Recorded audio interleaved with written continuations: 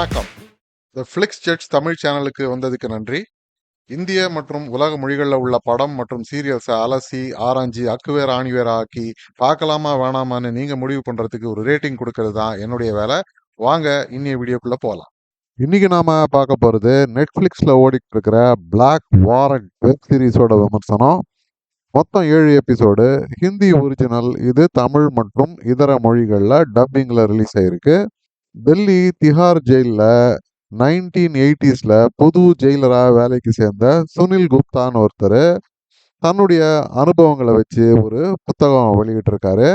அதை மையமா வச்சுதான் இந்த சீரீஸ் எடுக்கப்பட்டிருக்கு. இந்த சீரீஸோட கதாநாயகனே இந்த சுனில் குப்தா தான். பழம்பெரும் ஹிந்தி நடிகரான சசி கபூரோட பேரன் ஜஹான் கபூர் தான் இந்த பாத்திரத்தை எடுத்து நடிச்சிருக்காரு.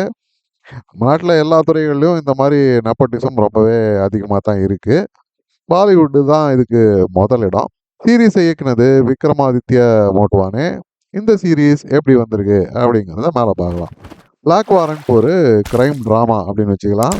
மேலே சொன்ன மாதிரி சுனில் குப்தா டெல்லியில் இருக்கிற திஹார் ஜெயிலில் ஜெயிலராக புதுசாக வேலைக்கு சேர்றாரு. தினம் ஜெயிலுக்கு வேலைக்கு போகிறத அவரோட குடும்பம் ஒரு அவமானமாக நினைக்குது. தவிர இவர் கொஞ்சம் நேர்மையான ஆள், சாந்த சுபாவம், அதிர்ந்தெல்லாம் பேச மாட்டார், கெட்ட வார்த்தையெல்லாம் சொல்ல மாட்டார். வேலையில் சேர்றதுக்கு முன்னாடியே அவர் அந்த மாதிரி ஒரு சூழலில் செட் ஆக மாட்டார். ஜெயிலில் ரஃப் அண்ட் டஃப்பாக இருந்தால் தான் கைதிங்க பயப்படுவாங்க, கண்ட்ரோலில் இருப்பாங்க அப்படின்னு அங்கே பாஸாக இருக்கிற எஸ்பி நினைக்கிறாரு. இப்படி இருக்கிற சுனில் குப்தா எப்படி பல இக்கட்டான சுச்சுவேஷன்ஸ் எல்லாம் ஃபேஸ் பண்ணி கொஞ்சம் கொஞ்சமாக டஃப் ஆகி, ஆனாலும் தன்னுடைய அந்த டீசன்சி, அந்த நேர்மை இதெல்லாம் மொத்தமாக கைவிடாம அதே சமயம் ஒரு எஃபெக்டிவான ஜெயிலராக எப்படி மாறுறாரு அப்படிங்கிறத சொல்றது தான் இந்த சீரீஸோட மெயின் ட்ராக்கு. ஜெயிலில் கேங்ஸு, அடிதடி, வெட்டுக்குத்து, ஊழல், கஞ்சா இப்படிங்கிறது ரொம்பவே மலிஞ்சு கிடக்கிறது அப்படிங்கிறத ஒரு மேட்டர் ஆஃப் ஃபேக்டாக நமக்கு காமிப்பாங்க. இவரோட கூட இன்னும் 2 பேர் வேலைக்கு சேர்ந்திருப்பாங்க, தஹியா மற்றும் மங்கர். இவங்களோட பாஸ் அவர் பேரு டிஎஸ்பி தோமர். இவர் ஒரு பெரிய ஊழல் சாம்ராஜ்யத்தையே ஜெயிலுக்குள்ள நடத்திக்கிட்டு இருப்பாரு. முதல்ல இவங்க யாரோடையுமே நம்ம ஹீரோவுக்கு செட் ஆகாது. அதுக்கப்புறம் கொஞ்சம் கொஞ்சமா அட்ஜஸ்ட் ஆகி எப்படி இவங்களோட சேர்ந்து ஒரு டீமா ஃபார்ம் ஆகி அவங்க எஃபெக்டிவா அங்க வேலை செய்றாங்க அப்படிங்கிறத ரொம்பவே ரியலிஸ்டிக்கா நமக்கு காமிச்சிருப்பாங்க. தவிர அந்த பீரியட்ல நடந்த முக்கியமான ஈவெண்ட்ஸான பில்லா ரங்காவோட தூக்கு தண்டனை, இந்திரா காந்தியோட கொலை, அதன் பிறகு நடந்த டெல்லி கலவரம், இதெல்லாம் ஜெயிலுக்குள்ள எப்படிப்பட்ட சுச்சுவேஷன்ஸை கிரியேட் பண்ணுது அப்படிங்கிறத தத்துரூபமாக காமிச்சிருப்பாங்க. ஸ்டார் கைதியா அப்போ இருந்த சார்ல்ஸ் சோப்ராஜும் அடிக்கடி வருவார். மெயின் பாயிண்ட்டு மொத்த கதையுமே ஜெயிலுக்கு உள்ளே இருந்து வெளி உலகத்தை பார்க்குற மாதிரி தான் எடுத்துப்பாங்க. அதனால மொத்த சீரியல்லையுமே நாம ஜெயிலுக்குள்ள உட்காந்து பார்க்குற மாதிரி ரொம்பவே எஃபெக்டிவாக வந்திருக்கு.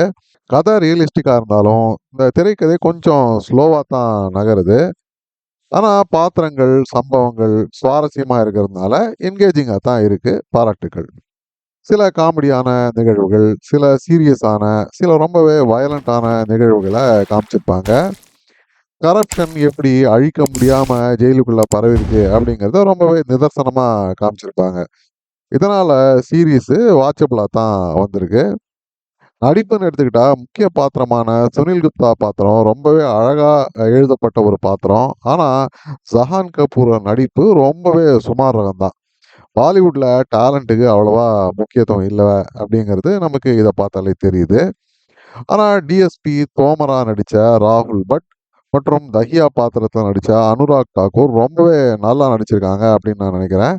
இந்த 2 பாத்திரங்களும் கூட ரொம்பவே நல்லா எழுதப்பட்ட பாத்திரங்கள் தான். மற்றபடி sets, camera work, background score எல்லாமே நல்லா வந்திருக்கு இந்த சீரியலில். அப்போ இதை பார்க்கலாமா வேணாமா அப்படின்னு கேட்டால் கண்டிப்பாக குடும்பத்தோட பார்க்குற வகையில் தான் இந்த சீரீஸ் இருக்குது. ஸ்லோவாக மூவ் ஆனாலும் என்கேஜிங்காகவே இருக்குது.